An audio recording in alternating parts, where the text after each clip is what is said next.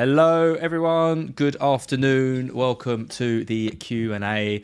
Over this international break, you are joined by Az, he's still 4.9 million, and by Sam, who managed a red arrow at 4 million down to 4.2 million. So you'll be pleased to know that nothing's really changed. How are you, Sam?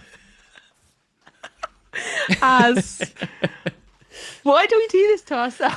Do you know what? It's been such a nice international break. I haven't really thought about FPL over the last 4 days, and then I remembered to do this. And I love of all the people I could stream with, you are the number one. But I despair with this game this season.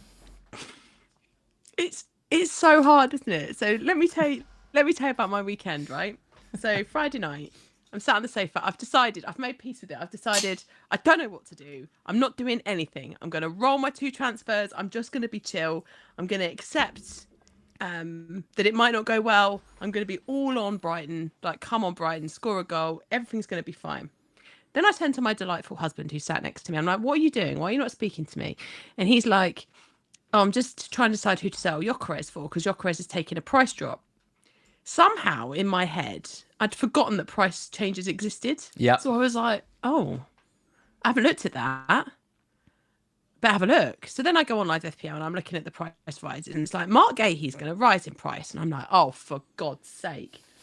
So now I'm sat there and I'm thinking, what do I do now? Because I can't have him being 5.1 and then me trying to buy him. So if I'm doing this, I basically have to do it now. So in the space of 5 minutes, I went from I'm not doing anything, I'm rolling 2 transfers, to I'm going to downgrade Reinders to Josh King and then use the money to upgrade Goodmanson to Gahey. Oh no! Okay, so I do this. I lock it in on Friday night. I'm happy. I go. So Saturday, I get up. We're on a lovely day. We have a lovely day out with our friends. Spurs tried to ruin it for me, and then they tried to make it better, and then it all went a bit weird. Anyway, we get back. I'm watching João Pedro annoy me again in the evening kickoff, but that's life.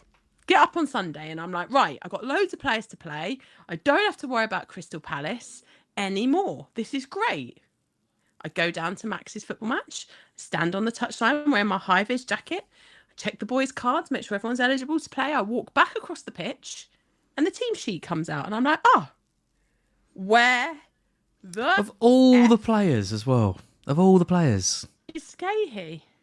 And then it's made much worse by Glasner going, oh yeah, well he can't walk, he's on crutches, he has been all week. And I'm like, what the hell? You had a press conference, why did you not tell us this? Because I could have gone with anyone else. Who did you get off the bench? I could have gone Senesi's too, which is sort of okay given the week that it was. Yeah. But the point is that Crystal Palace then go and keep a clean sheet, which felt inevitable at that moment.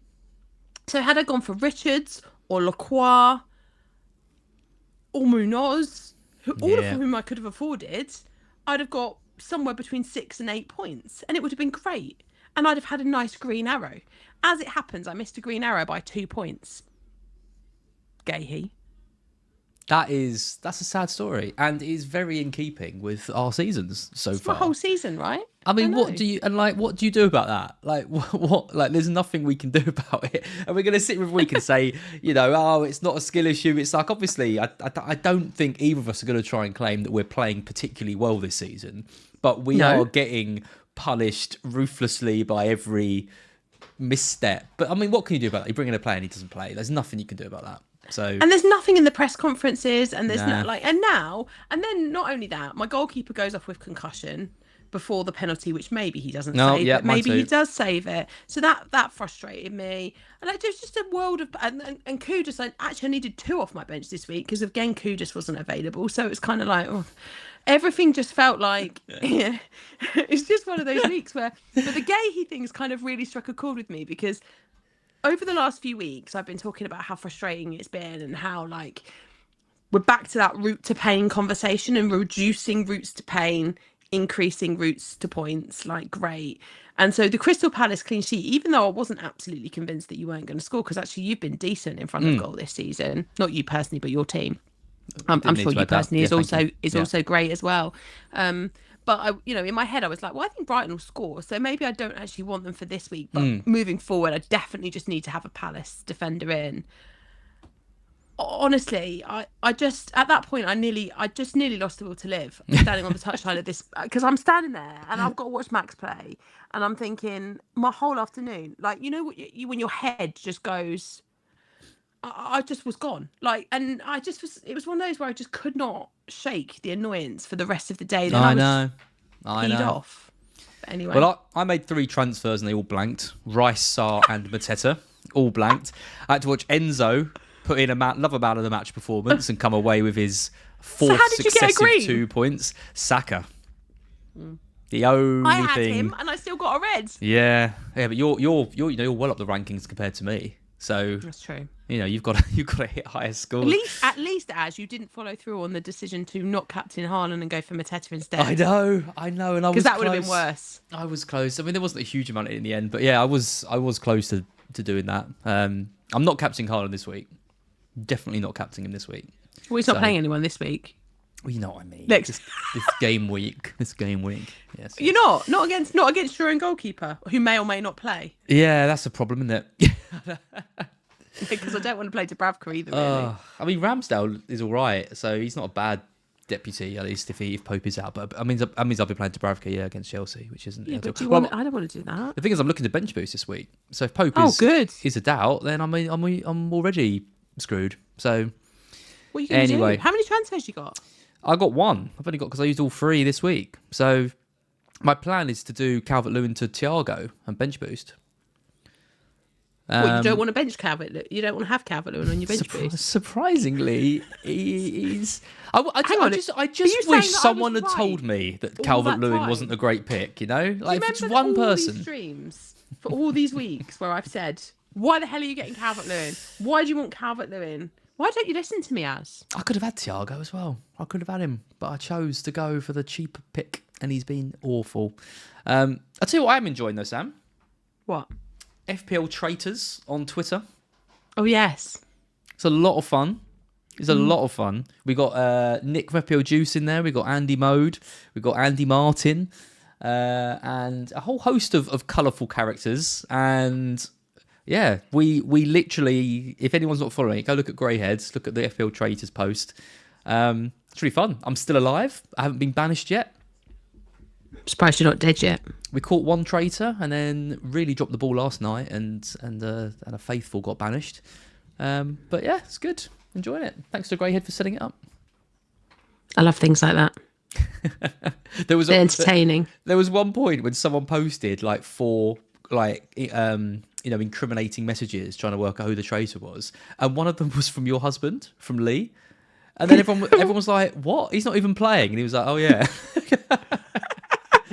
So there was quite a good bit of banter when we were doing the round incriminating table. Himself despite the fact that he can't be either. Just banish Lee from the game. He's not even playing. Oh dear. Anyway, sorry, I am very aware this is a Q&A. So we should probably take some questions. I thought it was just a woe is me. Just ranting for 4 minutes. And that normally gets a really good review in the comments afterwards as well. So hopefully you've enjoyed that. Thanks for joining us. I know it's international break. I'm sure many of you are trying to switch off from FPL. But if you do have any questions for us, I genuinely don't think the advice we're giving is too bad. So do you know what's weird about it is I feel like we give good advice. Yeah. And then we do the exact opposite of the thing that we're saying we're going to do. Our ranks, we're not going to sugarcoat it. Our ranks are terrible. We're very aware of that. But the advice that you might get from us, even if you go the opposite way to it, still might be useful for you. So let us know what you're planning on doing this week. Let's have any chips in play, any wildcard decisions, bench boost decisions. A few people might be free hitting as well, so let us know about any of those. Also, it's international break, so Sam and I are happy to answer any other questions you have about any other walks of life.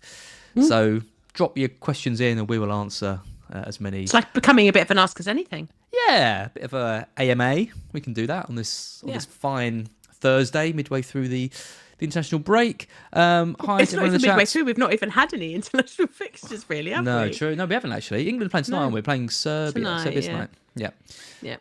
Cool. Hello to FPL Hippie. Good to see you. JC says they've been ignoring price rises this year. It's quite liberating. Yeah, it's. I mean, I moved very, very early for Rice because his price was going up, and I still think Rice is a decent pick, but would I have moved on him if his price wasn't going up? I'm not 100% sure I would have done. So it's definitely dictating the way I play as well.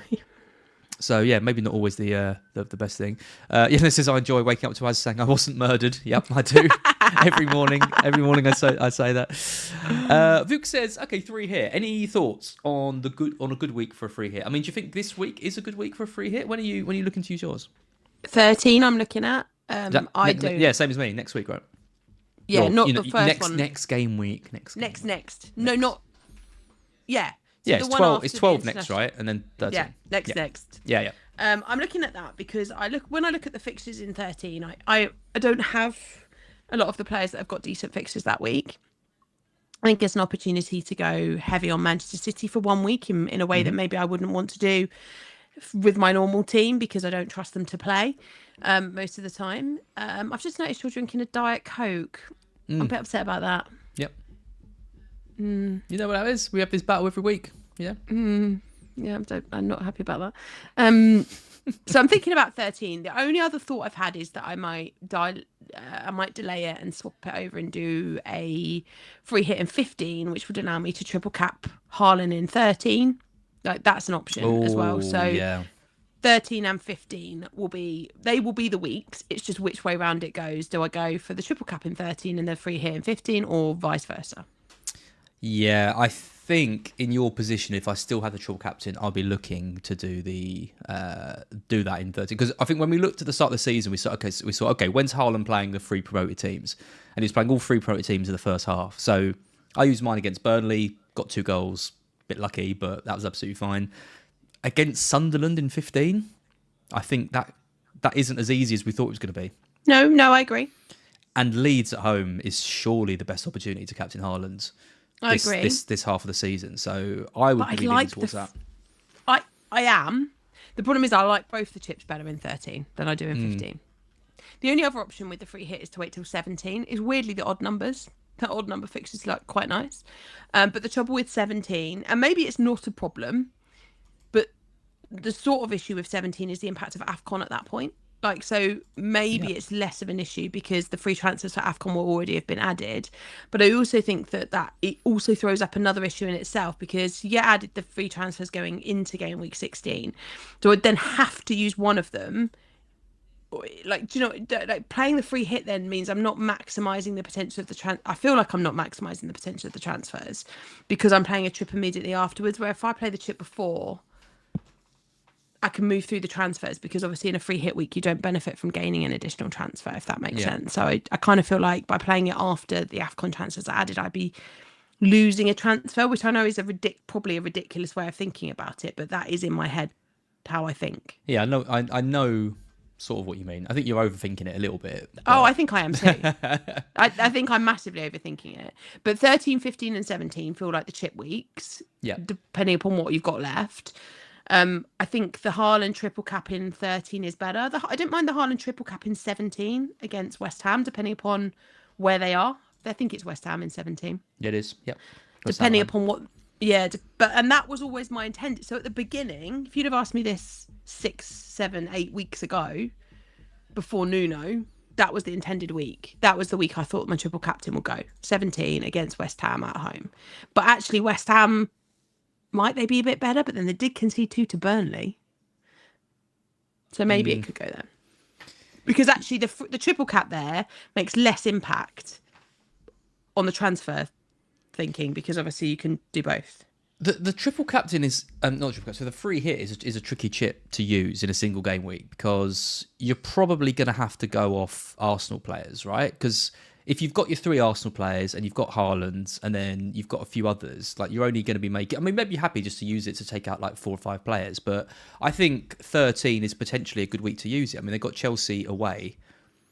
That is decent enough to think, okay, maybe you stick with Gabriel, but if you've got Saka, Rice, double defence, something like that, you can move off those and try and target some of the other fixtures. I mean, Man City is obviously a good one to go for. Brentford are at home to Burnley. Liverpool against West Ham. Villa have got Wolves. Like we don't own a lot of these players, so you can go off it, and that's why I like it because I look at I look at every other week, like in 14, they've got Brentford at home, Arsenal. In 15, it's Aston Villa away. They can't score a goal. Wolves at home in 16, Everton away in 17. These are all games where I think there's a lot more risk of taking out all those players and they really burn you. So yeah, I agree totally. That's why I'd always planned for the free hit to come now, because I like the fixtures, and also it makes sense with the Thiago pick, because I don't love the Thiago pick in the away fixtures, and they've got a lot of them in the next 4 weeks. But that is a home fixture where I would really like Thiago. So the free hit in 13 for me makes a lot of sense, and that's why, as much as I prefer that as the triple captain week on Haaland, I don't think it's essential. Like I do think that I could delay it for 15 against Sunderland or 17 against West Ham and it not be the end of the world. I mean, Christopher says I'm not free hitting in 13 to bring in Villa and Brentford players, but for me, that's why not? Why you do it? Like you go for I know they're not great teams, but like Brentford have defensively, you know, they've got players who hit defcons. They're against Burnley away. Vandenberg. I would. Thiago. Or Collins, if you want a bit of extra goal threat. You pair that with Thiago. You maybe take a punt on like a Dango or something like that and just hope that Brentford hit. They're capable of scoring 3 or 4 goals in that, but you're not going to want 3 Brentford players going forward. No, totally. And then you can do Morgan Rogers, Ollie Watkins if you fancy, whoever you want. Like, you can go for a Villa player and not have to have them for the rest of the season. Like, you just have them for that 1 week. It feels okay. I mean, it comes with risk. I mean, you could take Saka out and he scores a hat-trick away at Chelsea. Obviously, there's always an element of risk. But when you're playing a free hit in a single game week, I think you have to just go for the fixtures and hope for the best. And it could be, I mean, particularly in our position, I mean, that could be a real game-saving move. Like, if we do go for Brentford and Villa players and they win those games 3 or 4-0 and Arsenal, you know, lose 1-0 to Chelsea or something to I don't know, like a Cucurella goal or something like that, then that's like, you know, we could halve our ranks. So I think we've got to go for it. But of course there's risk. There's risk with it. JC says, if an Xmas tune is playing in a shop at the moment, would you hum along or swear? We're probably gonna have different answers to this one. Okay, so I have a rule. It was my daughter's birthday this week, and so we have a rule: there's no Christmas before Evie's birthday. So if I hear a Christmas song now, it's fine because it's been her birthday. If I hear a Christmas song before November the 11th, no. So you'd hum? I would now, yeah. I'm losing, Mum. I can't believe all the Christmas adverts on the radio and the new one with Keira Knightley and Joe. What's his surname? Are you not excited for Christmas? I mean, a week before Christmas, I start to figure, okay, I get a bit of time off work. It'd be nice to see everyone, something like that. But we're not even middle of bloody November. Come on. So you haven't started your Christmas shopping yet, then? Absolutely not. No, absolutely ridiculous. I've started my Christmas shopping. Do you know what we're doing? Of course you have. Do you know what we're doing for Evie's birthday this week? What are you doing? Do you know what her birthday party is? Like taking her and some of her friends Winter to Wonderland see Elf at the theatre. Wow. Full Christmas spirit. Too early for that. Well, that's what she wanted to do for her birthday party, so that's what we're doing. I'm very excited about Christmas. I love Christmas. Ridiculous. So yeah, from now, like borderline might put the Christmas tree up at some point soon. Now it's been her birthday, the tree could go up. I hate Christmas songs anyway. I think they're absolutely You're so bar humbug. They're just awful. awful. How does Jelena put up with you? Awful music, you know, just the same Mariah Carey song every year on repeat on every radio station. The new Ed Sheeran one was good. Ed and Elton John, I love that one. Bored of it. Pipe down, Scrooge, says Jelena. Real sweetie, if not the robot, who are your 3 top captain choices for game week 12? I've got to look at the fixtures. Hang on. Well, I won't be captaining Haaland, and who are you going to go for then? Go on. I think probably Saka. I think probably Saka against been your there as a. Sorry. There's no way there is no way you're beating Arsenal. I'll be amazed if you score in that game. Amazed if we score? Yeah. Oh, I won't be amazed if we score. I'd be amazed if we kept a clean sheet. I wouldn't be amazed if we score. I'd be amazed if we won, but I do think we'll score. I think Saka does. The North London derbies are bonkers. Well, exactly. That's what it's not going to be 0-0, is it? It's going to be goals. There's going to be goals in it, but I think the goals could be 3 to Arsenal and none to Spurs. Are you seriously suggesting that Saka's the best player in your team this week? I don't believe that for a second. Yeah, I think so. Saka, Mateta against Wolves. He's a better captain. I mean, I've got Enzo, but like he's so due. It's like no player's ever been. Enzo. No, I can't. It's Saka or Mateta, I think. I think the top three are Saka, Mateta, and Salah, right? What about Mbomwe? I don't know about Everton. I don't know. Just generally, or just they're just a weird team, aren't they? Like they could really frustrate Man U, or they could just crumble. Like they did against Spurs. Well, exactly, but then they play Fulham and they just win that game quite comfortably. I don't know. I don't think it's going to be really easy. Yeah, but Fulham have been awful lately. They have been.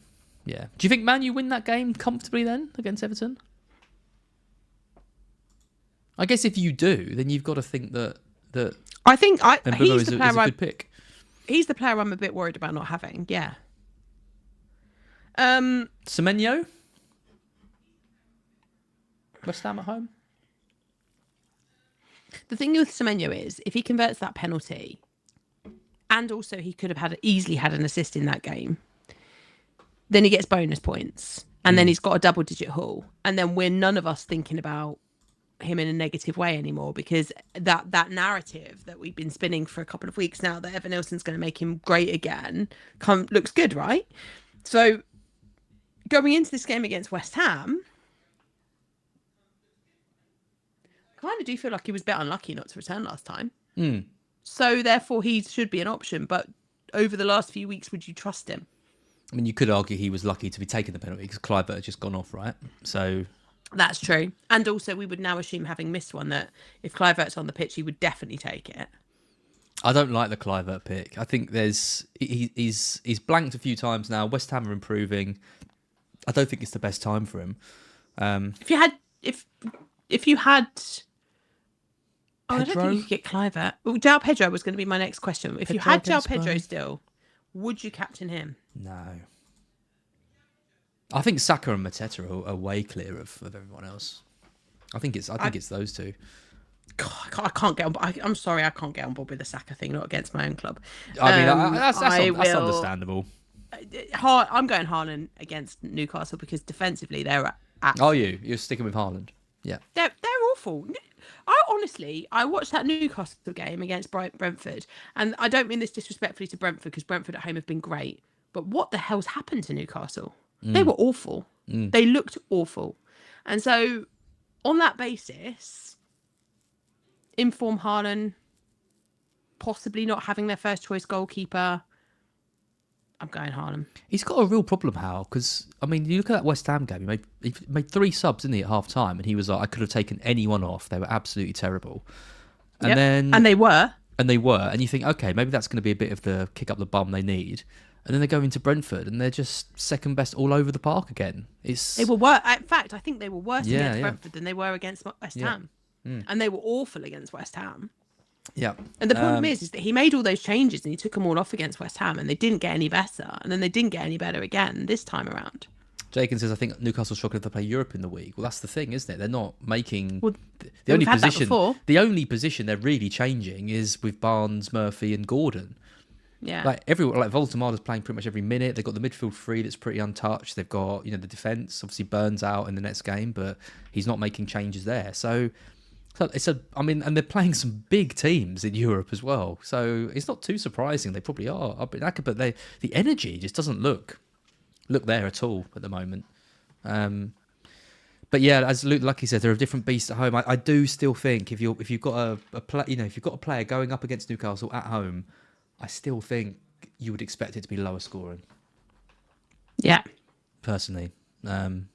So yeah, I won't be doing that. Joseph Maloney says best Pope replacement if he is out. He had concussion, didn't he? That's what Hal said.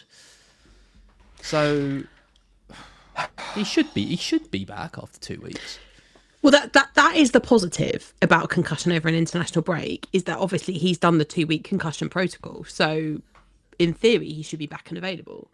And I didn't feel like Ramsdale did anything particularly wonderful to justify him keeping the spot ahead of him. Like, had Ramsdale came on, saved the penalty, been absolutely incredible, then maybe there's a justification for how changing up the goalkeeper situation, but we didn't see that. And so for me, I would expect Pope to be back in the team for game week 12. Obviously, we'll have to wait and see what Howe says in terms of how Pope is recovering from said concussion.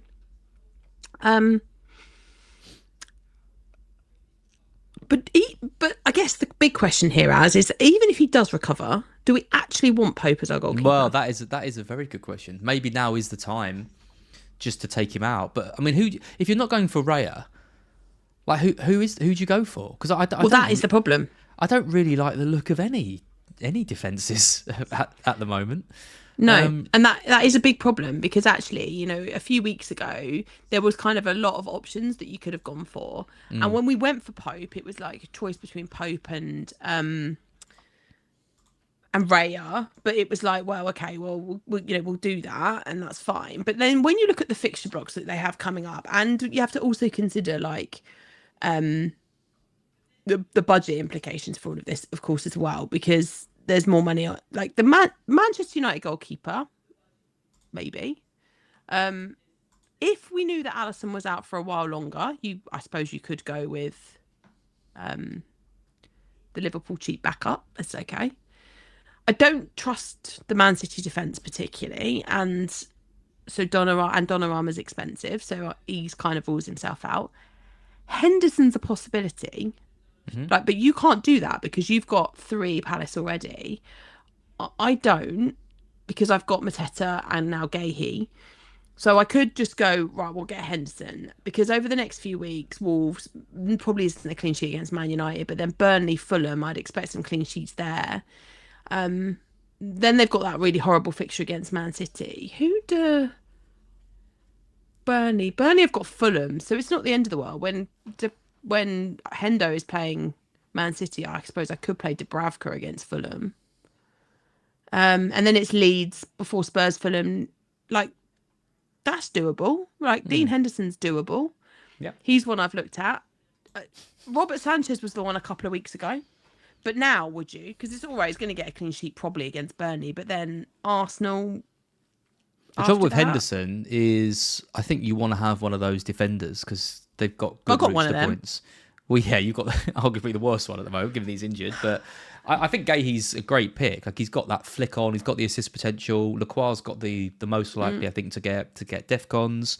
Richards is cheap and actually not that far off Lacroix. And then you've got Munoz, who's ridiculous. And then obviously you've got Sarr in midfield, you've got Mateta. So by going for Henderson, you're locking out the ability to get one of those. But then Ismaila Sarr is going off on AFCON duty, we would expect, in 4 weeks' time.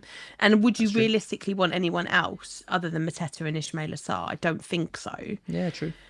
Then the other one is probably Petrovic at Bournemouth. But then, even then, if you've already got Senesi, do you really want the double up of the Bournemouth defence? And they've just lost 4-0 to one of the worst attacks in the league, statistically.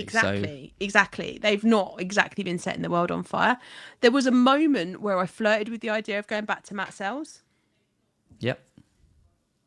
Because Forest are looking better, and the fixtures, apart from obviously a difficult one against Liverpool, or what should be difficult, after that, your boys, and then Wolves, Everton, Spurs, Fulham, before Man City, and then Everton. Like, it's quite a nice run.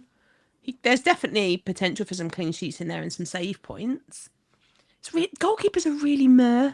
And as a result of that, I'm kind of thinking, why don't I just go for a cheaper one, and then it's done? Yeah. Well, I don't mind Kelleher for that potentially at Brentford, because he's going to make saves and the fixtures are decent. I mean, or you go Donnarumma, right? And if you want to pay the premium money for him, I mean, Newcastle leads with Dubravka.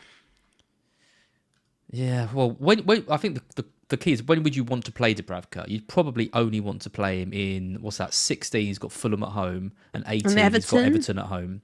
Yeah. So Brighton, so Verbruggen, he has Liverpool and Arsenal in those 2 games. So you could play Verbruggen in all the other games. That gives you Brentford, Forest, Villa, West Ham, Sunderland, and then you play Dubravka when he's got Liverpool and Arsenal. So I don't hate that. And I mean, it is 2 clean sheets now in a row for Brighton. So maybe we are maybe you've turned a corner. Maybe we're turning a corner a bit. So I don't hate that. I don't mind that either. Yeah, that's all right. I think you probably go down to a 4-5. I think so. I think that's probably what I do. If Pope is out, I probably would just go down to a 4-5. Kelleher or Verbruggen. I don't think I can pick for Bruggen. I've seen us defend. It's been all right. I don't know how we didn't concede against Palace.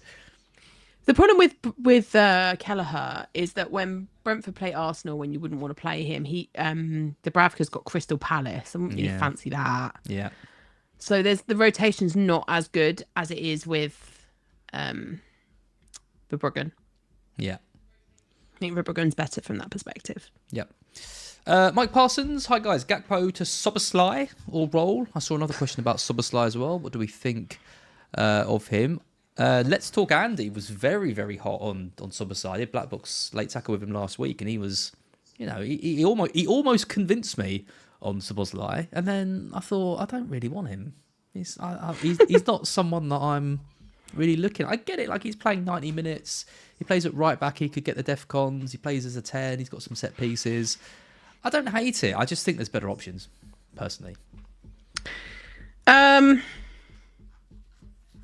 think I borderline hate it. Okay.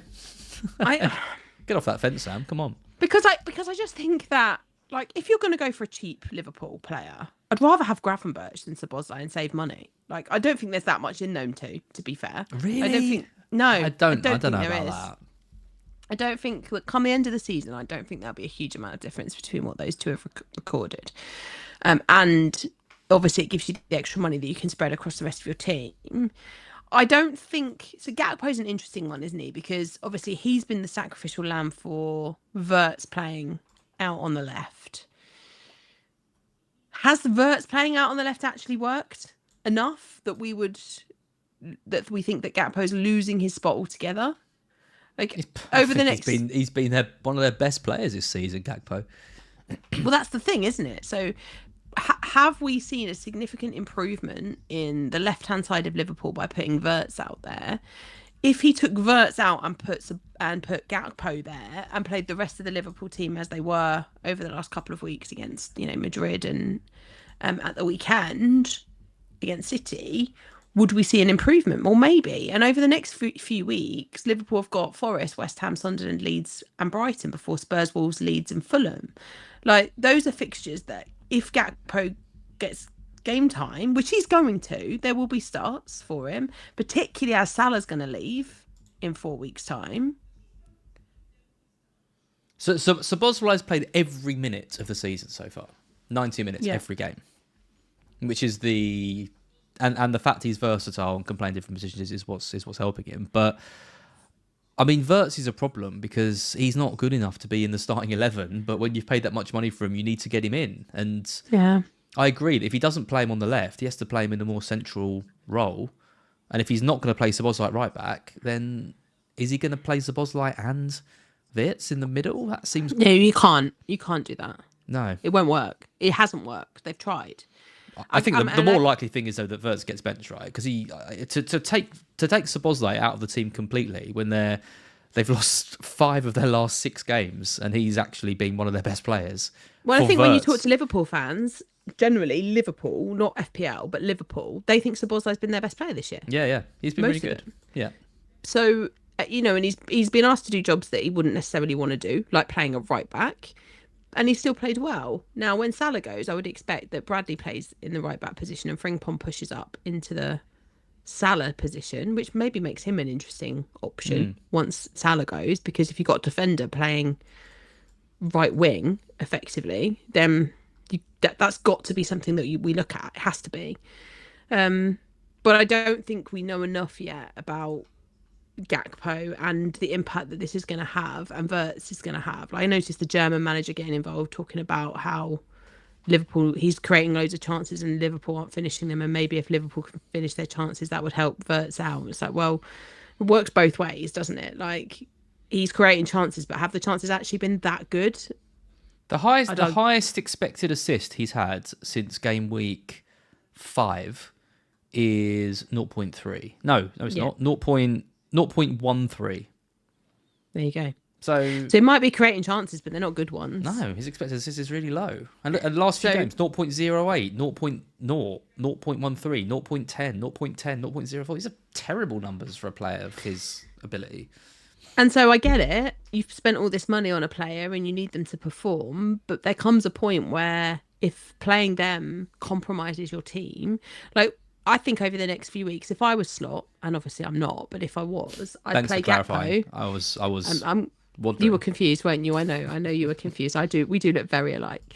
I'd play Gakpo there and then bring Wirtz on for 20-25 minutes when the game is won, and just let him play into it when it's not, because these are fixtures which Liverpool should be able to win in 60 minutes, 65 minutes, 70 minutes.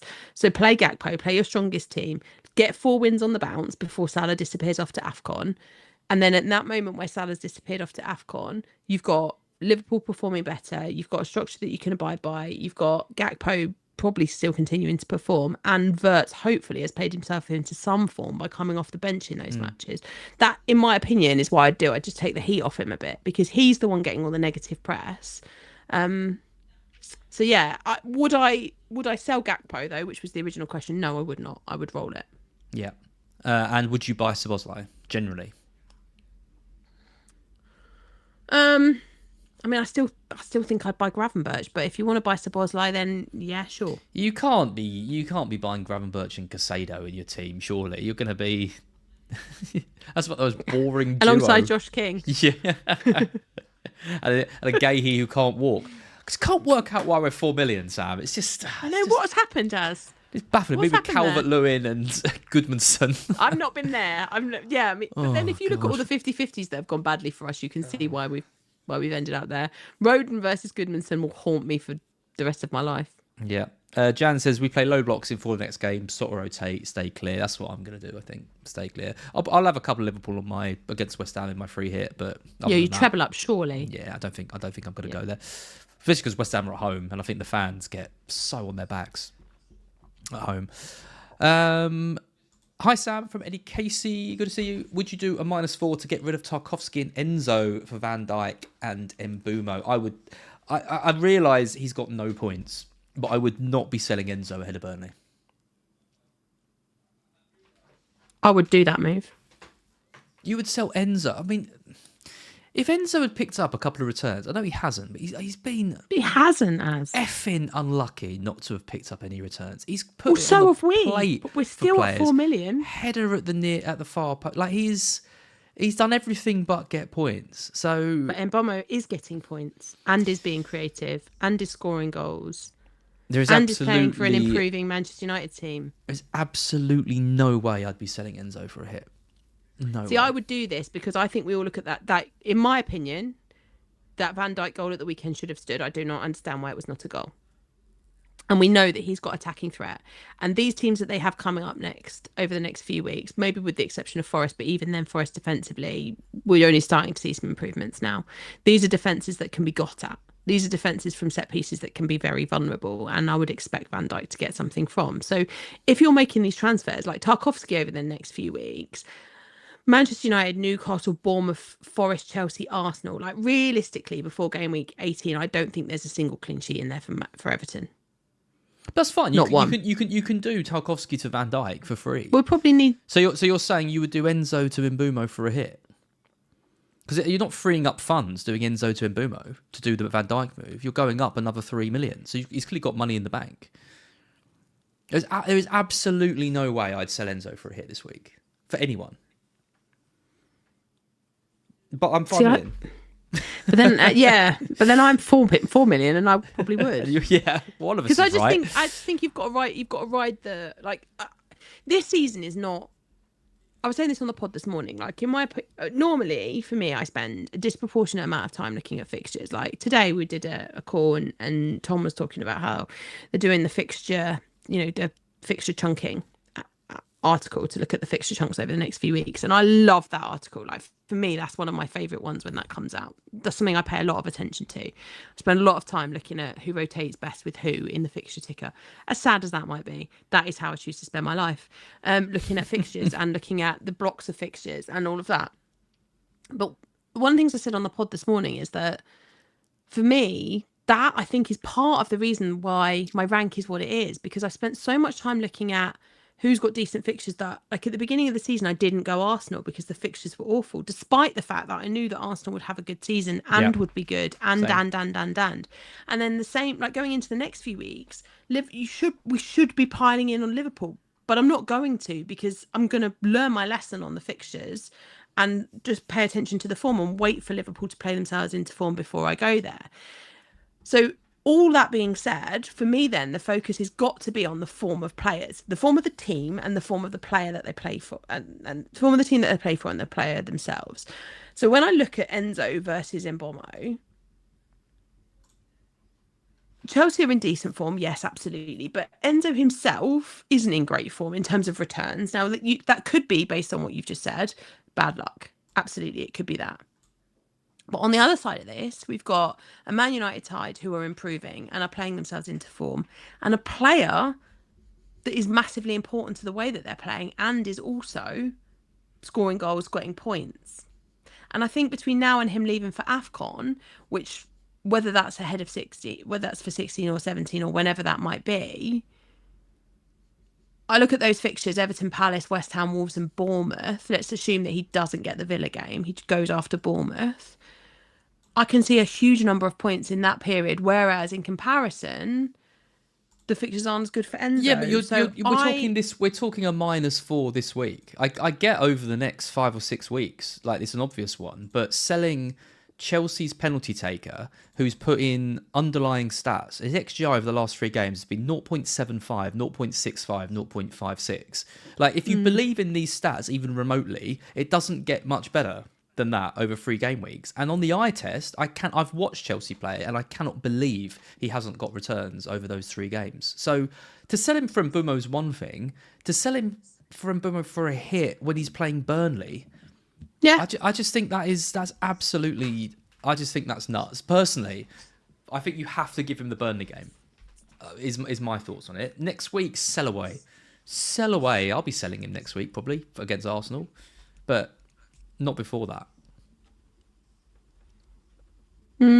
The other one is Garnacho, because that's what a few people are saying in the chat. Fiona says, I'd rather have Garnacho than Enzo. Code Knight says, is Garnacho a good option or not? Chelsea playing away against Burnley.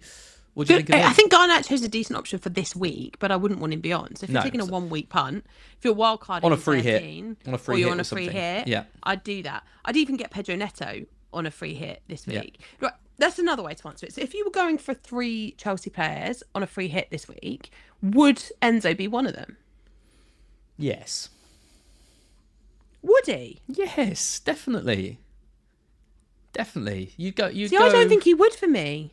That blows my mind, and because that is being based all on returns. That's being based all on previous returns. But we know that it's the stats that dictates whether a player is going to come into form, not necessarily how many points they get. Oh, for sure. But I'm not sure that he's one of the 3 best Chelsea FPL assets right now. Who would you go? You go Pedro, Neto, and Cucurella, would you? I think I'd go Cucurella, Neto, and Garnacho. Interesting. I think if Enzo's fit, obviously there's an injury thing around him. Obviously, if he's a Dow, it changes it. But if he is fit, I think it's Enzo, Pedro, Cucurella. Has gone Chelsea crazy. I think that's the first time anyone's ever said that to me. It's Burnley, right? I think this is the longest we've ever spoken about Chelsea on a Q&A. I know. Yeah. We've done a whole segment on it. Yeah, we should be loving it. Well, JC says Sanchez, Garnacho, Pedro. I mean, there's different routes you can go. That's the problem, isn't it? They've got so many amazing players. But I still think Penzo. You could call it, well, I wish he was Penzo. I wish he was Penzo. Davies family, Van de Ven to Senese, or is Truffert okay? I could then do Diouf to Truffert and keep Van de Ven, which I assume Sam would prefer. So I need us to answer. Van de Ven to... I think you just need to get Senesi. I know his price has gone up, but he's hit DEFCONs in every game but one, and in that game he got taken off. Like, he's ridiculous. They concede 4 goals and he still gets 2 points out of it. Imagine if they keep a clean sheet. I mean, they could keep clean sheets against West Ham, against Sunderland, against Everton. The next 3... Well, that's the thing, isn't it? Like, Senesi, DEFCON 18 points. And then I just brought it up. Like, Troffert's got 6. Yeah. Like, there's not... DEFCON shouldn't be everything. Like, that shouldn't be everything, because we were talking about 2 points, right? So it shouldn't be everything. But over a 5-6 week period, those 2 points every week, that's big. I wouldn't do Juve to Truffert either. I just I just don't think there's a lot of upside in Truffert. I know he puts the ball in a lot, but you like if I'm making any defensive moves for the rest of this season, it's going to be centre backs. Look, the other thing is that I don't, so like laughing at this a little bit, but I'm not going to sit here and say you should keep Van de Ven, because the Spurs fixtures aren't great for clean sheets over the next few weeks. Like when I look at Van de Ven's he's got DEFCON once. And it was in that ridiculous game against Everton where the whole of the world aligned for him and he scored 2 goals and he got DEFCON, and it was like the best day of my entire life.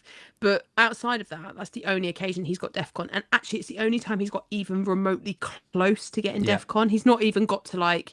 He basically gets 4 most weeks. It's like 4, maybe 5 defensive contributions. He never really gets 6, 7, 8, 9. Like I'm never looking at the Spurs game and thinking... Mickey's going to be close on DEFCON. We're not. So the only reason to hold Mickey van der Ven over the next few weeks is for goal threat. So realistically, this week is Arsenal. Well, they're not going to give us much from set pieces, which is where his goal threat comes from. Because despite being Messi in the Champions League, he's not running that run most of the time. It's going to be threat from a set piece. After that, it's Fulham, Newcastle, Brentford and Forest. Now, Fulham, Newcastle and Brentford, they are all defences that could give us and probably will give us opportunities from set pieces. So there is potential there. But generally speaking, when Romero's on the pitch, Spurs will target him from set pieces rather than Van de Ven. So that is something that we should also consider because, you know, I think he loses a little bit of his attacking, despite him being our top goal scorer in all competitions this season with 6, which is bonkers, by the way. So all that being said, like as much as I do love Mickey van der Ven and he is the best human on the planet and all of that stuff, I am not going to sit here and say you should keep him because I do think that there are better options. Yeah. I also don't think he's a priority sell though. Well, this is what I was going to say. But in this case, I think you can do it. Yeah, I think you want Senesi, so I think Van de Ven does Senesi is absolutely fine. I just worry that if you go for like Truffert, you're going to be looking at your team. You're going to have Diouf, Truffert, and then you're just going to be thinking, well, I should have got Anderson at Fulham because he's getting DEFCONs pretty much every week. Senesi, like there's just so many other defenders that I think you should be prioritizing. And honestly, I've made this mistake already, like using a transfer for Goodmanson, getting Diouf on the wild card. There's no point, like because their returns just aren't enough to keep up with the players getting 2 points. Most weeks. So I would just get Senesi, get him in, play him most weeks, and you're probably going to be fine. Thanks for letting me talk about Mickey van der Ven though. That was fun. That was I enjoyed that. That's nice. A nice link. I think for the super chat. I'll bring him in. Look, here he is. Look, here's a picture of me. Me and Mickey van der Ven. Can't believe you met him at the ground. I know. Look at that. We look massive as well in that stadium. Don't we? You do. Real love story. That's lovely. I know. We do love each other. He knows I exist and everything. Lee's literally joined the chat as you started talking about him. So, of course he has. Lovely stuff. Great. Well, thank you all for joining on this international break. Sam and I will be back ahead of game week 12 next week, where we will talk even more about some of these decisions and deliberations, and hopefully have a bit of news on players like Pope and what we're going to be doing with our own teams. And Gahey, so we can talk about those as well. Until then, make sure you've subscribed to the Scout channel. Go over and check out the website. Sam's got an important thing to say. Wait, I've just remembered. Oh, I know what this is. It arrived as. It arrived. And it's in my house. I've got to be careful because it's got my dress on it. So I just had to hide it a minute. Look. Hey, look at that. What a Look gift. at that. I can't believe Chris has let you have that. Well, I ordered it, so it got sent to me. So, that is so cool. It had to make its debut here. I nearly forgot because we were the ones that did it. Remember? We did. Yeah, we're the main reason the Scout has. The only reason. We are the only reason. That is really cool, though. But the fact that this, I was like, I'm not going to post this anywhere until we've done a stream so that we can thank our audience, because you guys are the reason why we eventually got past 100k. So this little beauty arrived in the post the other day, and my kids nearly died when they arrived. They were like, oh. It is really cool. Very, very cool. So, So thank you, everybody, for subbing, because, absolutely. Thanks to you.